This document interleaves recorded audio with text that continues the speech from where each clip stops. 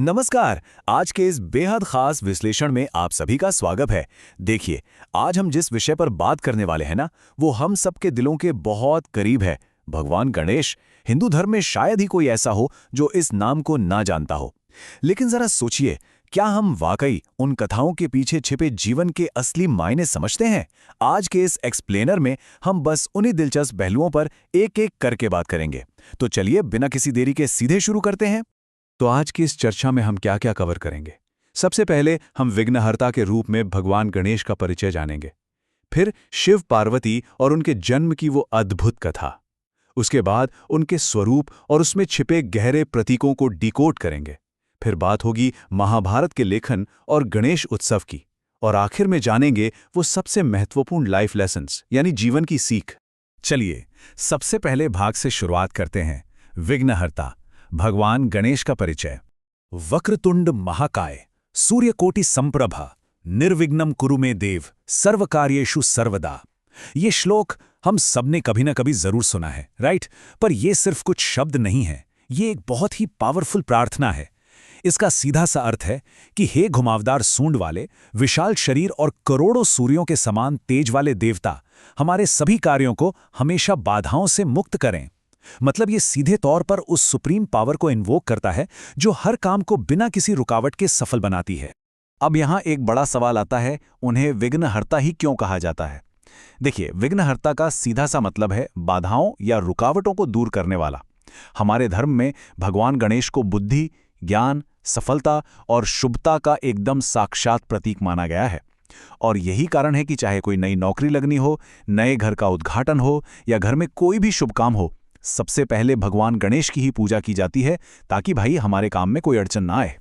आगे बढ़ते हैं हमारे दूसरे भाग की तरफ, शिव, पार्वती और गणेश जी का जन्म। अब ये जो जन्म कथा है ना, ये सच में बहुत ही ड्रामेटिक और दिलचस्प है। इसके मुख्य रूप से 3 हिस्से हैं। पहला, माता पार्वती स्नान करने जा रही थी तो उन्होंने अपने शरीर के उपटन से एक बालक की मूर्ति बनाई, अपनी शक्तियों से उसमें जान डाल दी और उसे दरवाजे पर पहरा देने को कहा। दूसरा ट्विस्ट तब आता है जब भगवान शिव वहां पहुंचते हैं। उस बालक ने उन्हें अंदर जाने से रोक दिया, क्योंकि वो तो अपने पिता को जानता ही नहीं था।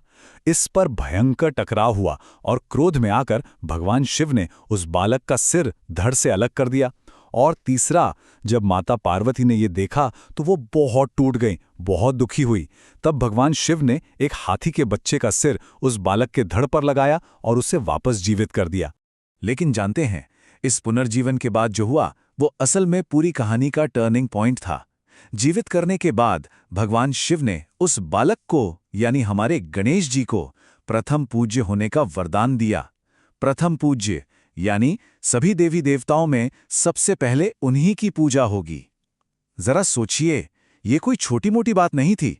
ये एक ऐसा सर्वोच्च वरदान था जिसने भगवान गणेश के स्थान को हमेशा हमेशा के लिए सबसे ऊपर स्थापित कर दिया।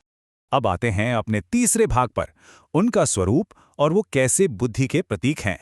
अगर हम उनके स्वरूप को ध्यान से देखें तो ये सिर्फ एक पौराणिक चित्र नहीं है, बल्कि इसमें हमारे लिए बहुत गहरे मैसेज छिपे हैं। ये बिल्कुल किसी सुपर हीरो के ट्रेट्स की तरह हैं। जैसे उनका हाथी का सिर, ये अपार ज्ञान और विशाल बुद्धि का प्रतीक है। उनका बड़ा पेट हमें ये सिखाता है कि हमारे अंदर जीवन की हर अच्छी बुरी परिस्थिति और बातों को पचाने की शक्ति होनी चाहिए। उनके बड़े कान कहते हैं कि भाई एक अच्छा लिसनर बनो, सबकी सुनो। उनका छोटा मुख ये रिमाइंडर है कि बोलना कम चाहिए और ऑब्जर्व ज्यादा करना चाहिए। और हाँ, उनका वाहन चूहा, चूहा बहुत चंचल होता है ना, तो ये हमारी चंचल इच्छाओं का प्रतीक है। इस पर सवार होकर गणेश जी ये बताते हैं कि हमारी इच्छाओं पर हमारा पूरा कंट्रोल होना चाहिए, न कि इच्छाओं का हम पर। चलिए, अब बढ़ते हैं चौथे भाग की ओर, महाभारत का लेखन और गणेश उत्सव। यहाँ एक बहुत ही अमेजिंग फैक्ट है। दुनिया का सबसे बड़ा महाकाव्य महाभारत महर्षि वेदव्यास जी ने रचा तो था, लेकिन क्या आपको पता है इसे लिखने के लिए उन्होंने किसे चुना? बिल्कुल, भगवान गणेश को। और गणेश जी ने एक शर्त रखती थी कि लिखते वक्त मेरी कलम रुकनी नहीं चाहिए। और उन्होंने सच में बिना रुके लगातार इस पूरे विशाल महाकाव्य को लिख डाला। मतलब उनकी एकाग्रता, फोकस और बुद्धिमत्ता का लेवल आप सोच ही सकते हैं, एकदम अनमैच्ड। और इसी अपार श्रद्धा का सबसे खूबसूरत रूप हमें आज गणेश उत्सव में देखने को मिलता है। गणेश चतुर्थी ये भगवान गणेश को समर्पित सबसे बड़ा त्योहार है। पूरे भारत में और खास तौर पर महाराष्ट्र में तो इसकी एनर्जी और भव्यता देखते ही बनती है। लोग बहुत ही प्यार से गणपति बप्पा की मूर्ति घर लाते हैं, पूरे भक्ति भाव से पूजा करते हैं और फिर अंत में थोड़े भारी मन से लेकिन गणपति बप्पा मोरया अगले बरस तू जल्दी आ की कामना के साथ उनका विसर्जन करते हैं। ये एक बहुत ही इमोशनल और पावरफुल कनेक्शन है।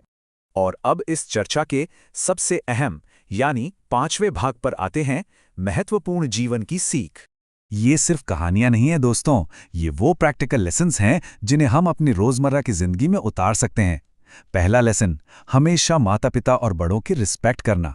शिव और पार्वती जी के प्रति उनका जो समर्पण था वो हमें यही सिखाता है। दूसरा, बुद्धि और विजडम की असली ताकत को पहचानना, क्योंकि याद रखिए बड़ी से बड़ी मुश्किलें सिर्फ ताकत से नहीं बल्कि सही सोच और दिमाग से हल होती हैं। तीसरा, उनके बड़े पेट की तरह ही हर सिचुएशन में पेशेंस यानी धैर्य और शांति बनाए रखना। और चौथा, सबसे जरूरी लेसन, कोई भी नया काम शुरू करो तो हमेशा एक पॉजिटिव माइंडसेट और विघ्नहर्ता के आशीर्वाद के साथ करो।